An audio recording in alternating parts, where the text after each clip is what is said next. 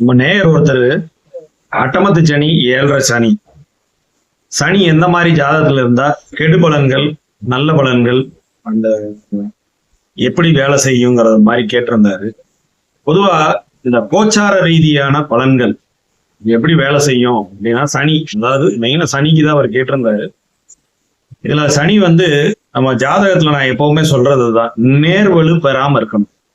டைரக்டா ஆட்சி உச்சம் நேரடியா போய் துலாத்துல உச்சமாகிறது, மகரம் கும்பத்துல ஆட்சி ஆகிறது, இந்த மாதிரி இருக்கும்போது வலுத்து செய்வார். அந்த காரகத்துவம் அந்த ஆதிபத்தியத்தை வலுத்து செய்வார். அதே இது அவர் மறைமுகமான ஸ்தானத்துல போய் மறைஞ்சு உச்சம் ஆட்சி உச்சம் பெறலாம்.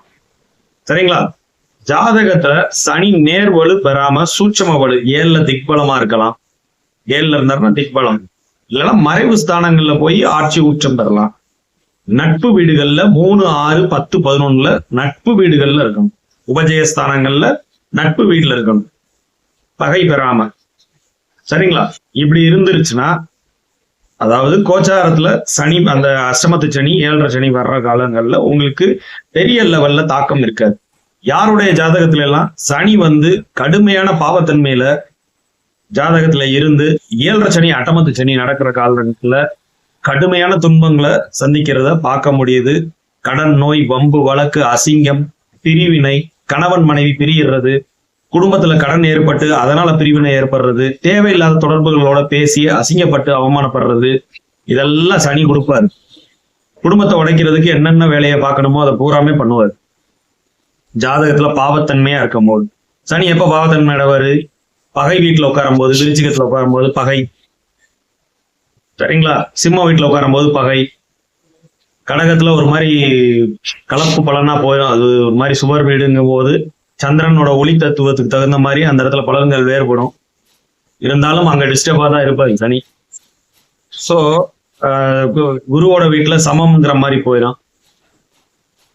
பாவத்தன்மை அடையும் போது நீச்சம், மேசத்துல நீச்சமா போயிடுவாரு. நீச்ச பங்கமுக்கு நீச்ச வக்ரமா இருந்துட்டாருன்னா ஓகே.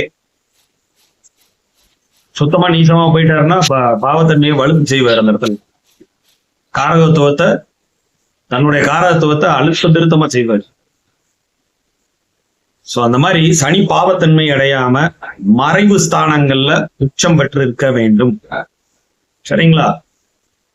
மறைவு ஸ்தானத்துல போய் அவர் ஆட்சி உச்சம் பெறலாம். அதே மாதிரி 3, 6, 10, 11 நட்பு வீடுகள்ல அவர் இருக்கணும். இப்படி இருந்தா உங்கள் ஜாதகத்துல இல்லைன்னா குரு பார்வையில இருந்தாரணும், சுக்கிரனோட பார்வையில இருக்கலாம், வளர்பிறை பௌர்ணமி சந்திரனோட பார்வையில இருக்கலாம், கூட வேற ஒரு பாவர்களோட தொடர்பு இல்லாம சனி இருக்கணும்.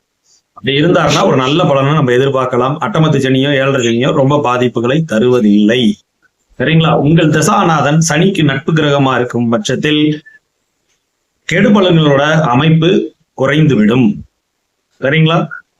இதுதாங்க அது. கார்த்திக் ஜெயராமன், உங்களுடைய டவுட் இதுல கிளியரா இருக்கும்னு நினைக்கிறேன். தேங்க்யூ.